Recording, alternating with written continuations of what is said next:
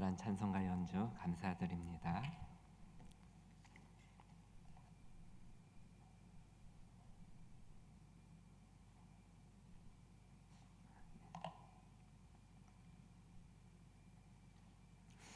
예, 6월은 호국의 달입니다. 그저께가 현충일이었는데 이 나라를 위해 기도하고 계십니까? 기도를 많이 하시길 바랍니다. 요즘 세상이 급변하고 있습니다. 주님께서 이 세상의 지도자들을 다 바꾸고 계십니다. 미국의 지도자부터 바꾸시더니 얼마 전 우리 대선을 통하여서 우리나라 지도자도 바꾸셨고, 또한 그들을 또한 많은 지도자들을 앞으로도 바꾸실 것입니다. 근데 왜 그들을 세우실까요? 하나님께서 그들을 통해 하실 일이 있기 때문에 그 지도자를 세운 것입니다. 그러니 내가 원하는 지도자가 안 됐다고 너무 속상해하지 마시길 바랍니다. 옆나라 중국의 독재자도 바꾸십니다. 시진핑이 실각하면은 중국에 많은 변화가 있을 것이고, 또한 이 동북아 정세도 큰 변화가 있을 것입니다. 그 변화를 통하여서 주께서 이번에 세우신 지도자들 통하여서 하실 일이 있는 것이니 너무 속상해하지 마시길 바랍니다. 자세한 내용은 다음에 나누겠습니다. 오늘은 부모 공경에 대해서 살펴보겠습니다. 요즘에 장수하는 부모님들이 많이 계시죠. 그래서 이 자녀들이 부모님 돌보라, 또한 자식들 키우라 매우 힘이 듭니다. 특히 부모님이 오래오래 사시다 보면은 치매를 비롯해서 각종 암과 여러 가지 질병을 달고 사시게 됩니다. 제 아버지도 93세에 돌아가셨는데 한 대여섯 가지 병은 달고 사셨던 것 같습니다. 그래서 그 병을 치료하느라고 병원비에 또한 24시간 요양보호사까지 한 달에 수백만 원씩 들어가는 그 생활비 되느라고 매우 힘이 들었습니다. 양 부모님이 다 아프셔서 입원하실 때는 1,000만 원 이상 이 생활비가 들어간 적도 있었습니다. 그러다 보니 우리 옛말에 긴병에는 효자 없다고 이게 자꾸 부모님이 소홀히 하게 되고 마음이 멀어지는 것이 사실입니다. 하지만 이에 대해서 하나님께서는 우리에게 뭐라 말씀하실까요? 오늘 본문 말씀을 통해서 살펴보겠습니다. 오늘 말씀도 유기성 목사님의 책 십자가에서 살아난 가정을 참조하였습니다. 첫째로 주 안에서 부모를 공경해야 합니다. 1절 2절 말씀에 자녀들아 주 안에서 너희 부모에게 순종하라 이것이 옳으니라 내 아버지와 어머니를 공경하라. 쉬운 성경에선 자녀들은 부모에게 순종하십시오 이것이 주님을 믿는 사람으로서 옳게 행하는 일입니다 라고 번역하였습니다. 부모에게 순종하고 공경하라는 가르침은 기독교뿐만 아니라 타 종교에서도 가르치고 또한 학교에서도 똑같이 가르치고 있습니다. 그렇지만 이 기독교의 가르침에는 특별한 점이 있습니다. 자녀들아 주 안에서 너의 부모를 공경하라. 우리가 효도할 때 주 안에서 하라는 것입니다. 이것이 우리가 부모를 대할 때 항상 예수님의 마음으로 대해야 할 이유입니다. 그렇다면은 이 주 안에서 부모에게 효도하는 것은 어떻게 하는 것일까요? 오늘날은 시대가 많이 악해져서 부모님과의 관계가 안 좋은 자녀들이 많이 있습니다. 부모님을 만나긴 하지만 속으로는 부모님을 원망하고 미워하고 또한 서로 상처 주는 관계에 있는 자녀들이 우리 크리스찬 중에도 많이 있습니다. 물론 그 원인은 부모에게 있습니다. 아무리 좋은 부모라도 자녀들이 다 상처가 있습니다. 이 부모도 이 죄성을 가진 인간이기 때문에 자녀를 키우는 과정에서 자녀들을 상처 입히기 마련입니다. 그래서 우리는 얼핏 부모와의 관계가 안 좋고 내가 불효하게 된 원인이 부모에게 있다고 원망할 수도 있습니다. 그러나 그것은 오해입니다. 만약 부모가 완전하고 완벽하다면 다 효자, 효녀가 될까요? 하나님과 우리의 관계를 생각해 봅시다. 우리는 예수 안에서 놀라운 은혜로 우리는 제사함을 받고 하나님의 자녀가 되었습니다. 하나님께서는 완전한 아버지로서 또한 우리에게 완전한 사랑을 베풀어 주셨습니다. 그런데 그런 완전한 사랑을 받은 우리는 하나님께 효자, 효녀가 되었습니까? 구약시대 맏아들인 이스라엘은 하나님께 온전히 순종하고 또한 하나님을 잘 섬겼습니까? 누가복음 15장에서 나오는 탕자의 아버지도 정말 좋은 아버지였습니다. 하지만 이 첫째 맏아들도 둘째 탕자도 효자는 아니었습니다. 이처럼 아버지가 정말 좋은 부모님이었지만 이 자녀가 효자, 효녀가 아닌 것을 바라볼 때 우리가 불효하는 원인이 이 부모에게만 있지 않음을 알 수가 있습니다. 자녀를 키우다 보다 보니까 신기하게도 대부분의 자녀들은 이 100가지 사랑받은 것보다 이 한 가지 상처 입은 것, 섭섭한 것만 기억합니다. 참 신기하죠? 나를 왜 그렇게 대했냐는 것입니다. 이처럼 불효는 우리의 죄성으로 인해서 우리는 불효하게 되는 것입니다. 우리가 예수님을 바라보면 비로소 그것을 깨닫게 됩니다. 우리가 부모를 바라볼 때 예수님을 바라봐야 할 이유는 우리가 죄를 가진 인간이라는 것을 깨닫게 되기 때문입니다. 우리는 지옥에 갈 수 없는 죄인들이었습니다. 하지만 예수님의 대속의 은혜를 받고서 우리는 천국 백성이 되었고 하나님의 귀한 자녀가 되었습니다. 우리가 하나님의 말할 수 없는 용서하심을 받고 그리고 나서 부모를 바라보게 되면은 부모가 어떤 부모라도 나에게 잘 못해준 부모라 할지라도 상관이 없습니다. 부모를 진심으로 용서하고 사랑하는 힘은 우리가 예수 안에 있을 때 생기기 때문입니다. 그래서 우리가 주 안에서 부모를 순종해야 하는 이유가 여기에 있습니다. 주 안에서만 가능한 것입니다.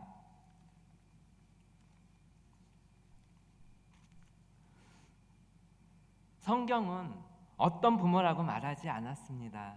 좋은 부모든 나쁜 부모든 우리는 주 안에서 순종해야만 합니다. 우리가 부모에게 순종하는 것은 근본적으로 부모가 나에게 잘해 주었기 때문에 좋은 부모이기 때문에 순종하는 것이 아니라 예수님과 나의 관계가 바로 섰기 때문에 가능한 것입니다. 둘째로 부모 공경은 약속 있는 첫 계명입니다. 2절 3절 말씀에 내 아버지와 어머니를 공경하라. 이것은 약속이 있는 첫 계명이니 이로써 내가 잘되고 땅에서 장수하리라. 여기서 공경하라는 헬라어 원문은 어떤 일에 가치를 두다라는 뜻입니다. 이는 행위로서뿐만이 아니라 마음으로도 부모를 공경하라는 의미입니다. 이처럼 부모를 공경하는 일이 가치 있는 것은 부모를 공경하는 것이 궁극적으로 하나님을 경외하는 것과 관련이 있기 때문입니다.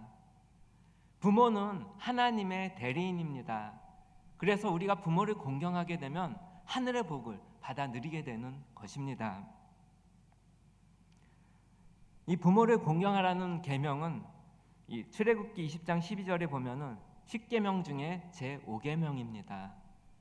그런데 왜 약속 있는 첫 계명이라 말씀하였을까요? 10계명 가운데 1에서 4계명은 하나님과 관련된 계명이고 5에서 10계명은 사랑과 관련된 계명인데 그 중에 가장 첫 번째, 사랑과 관련된 계명 중 첫 번째가 바로 부모 공경의 계명이기 때문에 그렇게 말씀한 것입니다. 그 약속은 내가 잘 살고 땅에서 장사할 것이라 말씀합니다. 이 약속은 반드시 이루어질 것입니다. 신기하게도 효자에게는 모두 다 좋은 부모만 있습니다. 부모를 바라보는 눈이 다르기 때문입니다. 부모의 잘못된 것, 잘 못한 것들은 보이지 않고 부모의 사랑만 보이기 때문에 그렇습니다. 우리가 예수님을 믿고 거듭나면 부모를 바라보는 눈이 바뀌게 되어서 부모가 나에게 어찌 되었든지 항상 감사하게 됩니다. 참 신기하지 않습니까? 어느 집사님이 중학교 시절에 어머니가 돌아가셔서 새어머니를 맞이하였습니다. 그때는 사춘기 때라 이 친어머니도 어려운데 참 이 새어머니와의 관계는 정말로 어려웠다고 합니다. 이 집사님은 대학에 들어가셔서 이 주님을 인격적으로 만나게 됩니다. 날마다 교회에 나가서 말씀 읽고 기도하면서 주님과 깊은 관계를 누렸습니다. 어느 날 이 집사님이 어머니를 찾아가서 무릎을 꿇었습니다. 어머니, 저를 용서해 주세요. 그동안 어머니를 원망하고 불평했던 거 다 용서해 주세요. 그랬더니 새어머니가 그래, 나도 잘못한 것이 많으니까 나도 용서해 주렴. 뭐 이렇게 얘기했으면 얼마나 좋습니까? 그런데 새어머니는 네 잘못을 이제 알았냐? 이렇게 반응하셨습니다. 참 상처가 될 만한 말이었습니다. 그러나 이 집사님은 이 용서를 구한 것만으로도 감사했습니다. 그것으로 충분했습니다. 시간이 지난 후에 이 두 분과의 관계는 이 친어머니와 친자식의 관계가 되었다고 합니다. 이것이 예수 그리스도를 바라보는 우리들에게 주시는 가정의 축복입니다. 이처럼 모든 성도의 삶의 영적인 원칙은 바로 예수 안에 있어야 한다는 것입니다. 인간관계도 마찬가지입니다. 예수 안에서 이루어져야 합니다. 예수 믿는 사람들은 독특한 사람들입니다. 세상 사람들과 예수 믿는 사람들의 차이는 단순히 교회 나오고 말씀 있는 것으로 끝나는 것이 아닙니다. 삶 자체가 다릅니다. 왜냐하면 우리들은 예수 안에서 행하기 때문입니다. 예수님을 믿는 사람은 예수님이 늘 그 마음의 중심에 계십니다. 이것이 우리의 삶을 변화시키고 또한 인간관계를 변화시켜 줍니다. 사도 바울은 예수 안에서라는 말씀을 가장 먼저 우리의 가정에 적용시킵니다.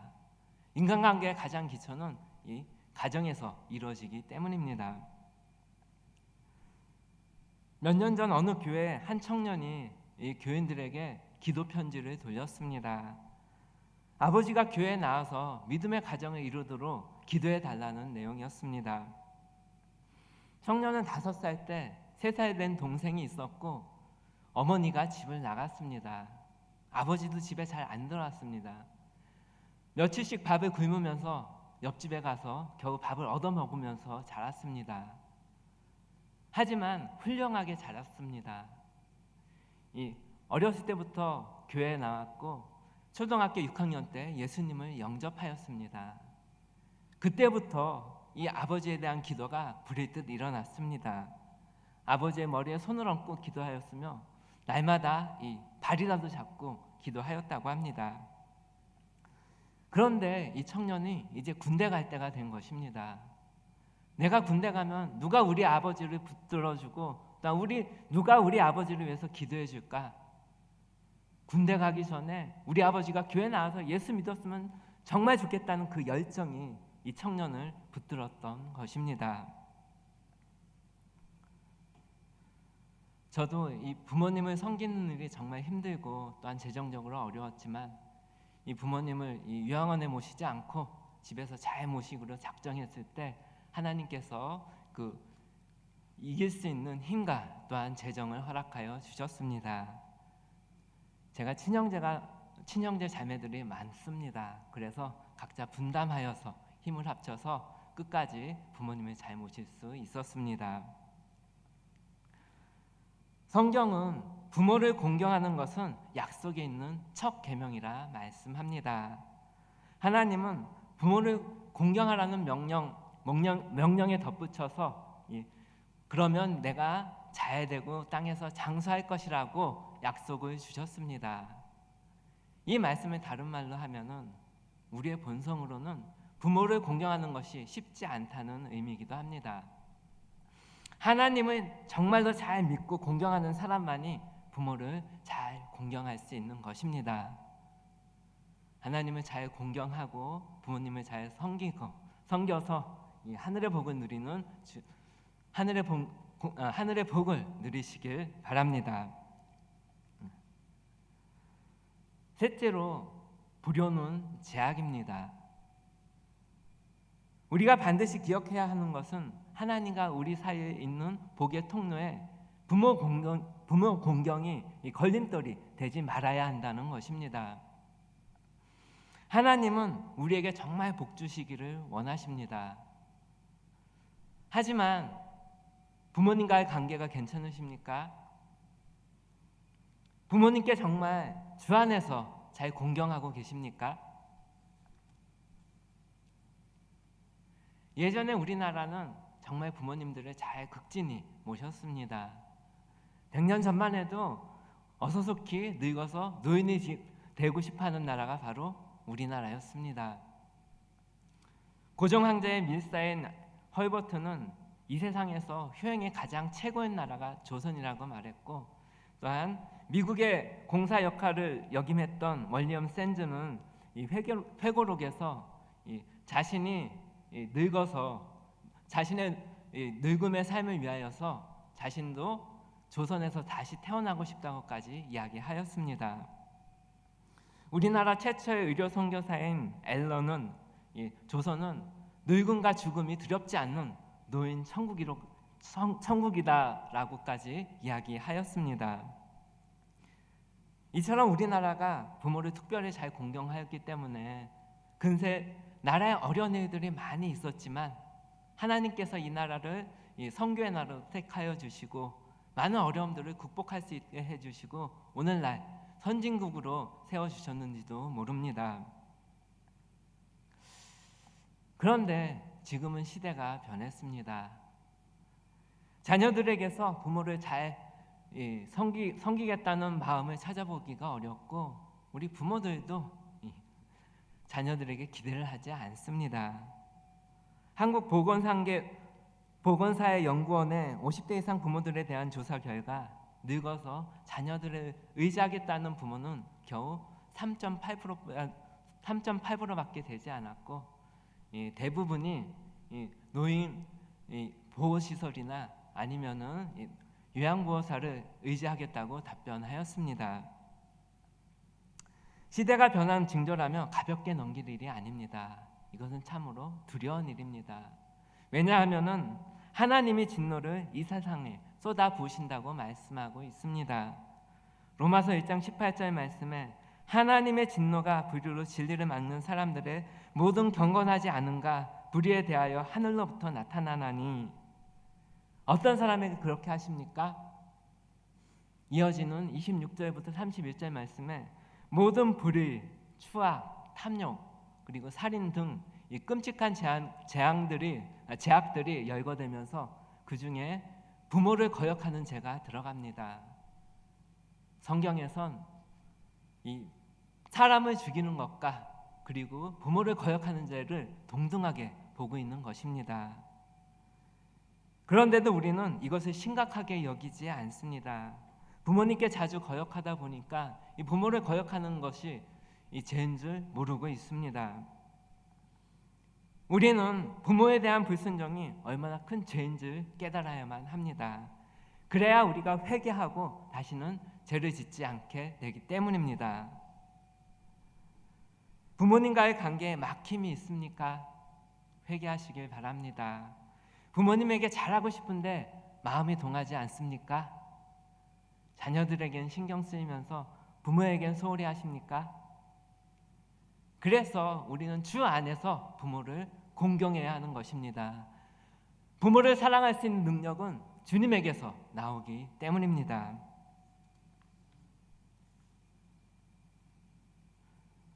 발명한 에디슨은 이 정규 학교 과정을 3개월밖에 다니지 못한 사람입니다.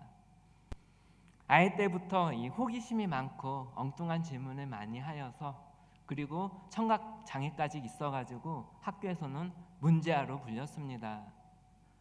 어느 날 선생님께서 이 에디슨을 불러서 편지 한 통을 주시면서 어머니에게 갖다 주라고 이야기하였습니다. 어머니 낸시 엘리엇은 그 편지를 읽고 난 후에 에디슨에게 큰 소리로 편지의 내용을 읽어 주었습니다. 당신의 아들은 천재입니다. 우리 학교는 작은 학교라서 천재를 가르칠 수 있는 교사가 없습니다. 그러므로 집에서 가르쳤으면 합니다. 어머니는 교사 출신으로서 이 막내 아들을 사랑과 믿음으로 잘 가르쳤다고 합니다. 이 호기심 많은 아이를 위해서 백과사전을 일일이 찾아가면서 가르쳤고, 또한 날마다 아이를 위해서 기도해 주셨습니다. 나중에 어머니가 세상을 떠나고 에디슨이 이 세계의 발명가로 우뚝 섰을 때, 이 어머니의 유품을 정리하다가 빛바랜 이 편지 한 통을 발견하게 됩니다. 바로 자신이 어렸을 때 어머니가 학교에서 받은 편지였습니다. 하지만 내용은 영 딴판이었습니다. 당신의 아들은 너무 산만하고 이 지적 장애가 있어서 학교에서 가르칠 수가 없습니다. 집에서 가르치시고 학교에 안 보냈으면 합니다. 어머니는 아들의 마음이 상하지 않고 용기와 희망을 주기 위해서 이 믿음과 사랑의 언어로 바꾸어서 편지를 읽었던 것입니다. 또한 어머니는 아들의 미래를 열어주실 하나님께 간절히 기도하면서 또한 믿음과 사랑으로 정성껏 가르쳤던 것입니다. 그때서야 에디슨은 어머니의 깊은 사랑을 깨닫고 눈물을 흘리면서 자신의 어머니이자 인생의 멘토이신 낸시를 향해서 놀랍고 위대하신 어머니라고 외쳤다고 합니다. 이 세상에서 나를 가장 사랑하시고 또한 나를 위해 가장 헌신한 분은 바로 우리 부모님들입니다. 오늘의 우리는 부모님이 낳아주시고 길러주시고 또한 가르쳐 주셨기 때문에 오늘의 나가 된 것입니다. 우리의 신앙도 대부분 부모님의 영향입니다. 우리는 나이 들고 결혼하여 이 자녀를 다 키워봐야지만 부모님의 마음과 사랑을 깨달을 수 있게 됩니다. 어쩌면은 에디슨처럼 부모님이 돌아가시고 나서야 깨닫게 될지도 모릅니다. 나는 깨닫지 못해도 하나님께서는 이 모든 것을 아시기 때문에 부모를 공경하라 말씀하십니다. 하지만 우리가 아무리 부모를 공경한다 할지라도 부모님 사랑의 10분의 1이나 갚을 수 있겠습니까? 부모님 돌아가시고 나서 나중에 후회하지 마시고 바로 지금 살아계실 때 부모님께 효도하시길 바랍니다. 말씀을 맺겠습니다. 우리는 부모를 바라볼 때 반드시 예수 안에서 바라보아야 합니다. 그래야지 부모님의 참사랑을 깨닫게 되고 또한 하나님께서 우리를 향하신 복된 길을 볼 수 있게 되는 것입니다. 주 안에서 부모를 사랑하고 축복하는 주의 백성들 되시길 간절히 소망합니다. 다 같이 기도하겠습니다. 하나님 아버지, 우리가 예수님 안에서 부모를 바라보며 공경하게 하여 주옵소서. 이 세상에서 하나님의 대리인으로서 나를 가장 사랑하시고 가장 헌신하신 부모님의 마음과 사랑을 깨닫게 하여 주시옵소서. 주 안에서 부모님을 사랑하고 축복하는 마음이 놀랍게 회복되어서 우리의 행할 길을 보이시며 우리를 위해 준비하신 하늘의 복을 온전히 받아 누리는 주의 백성들이 되게 하여 주시옵소서. 감사드리며 예수님 이름으로 기도드리옵나이다.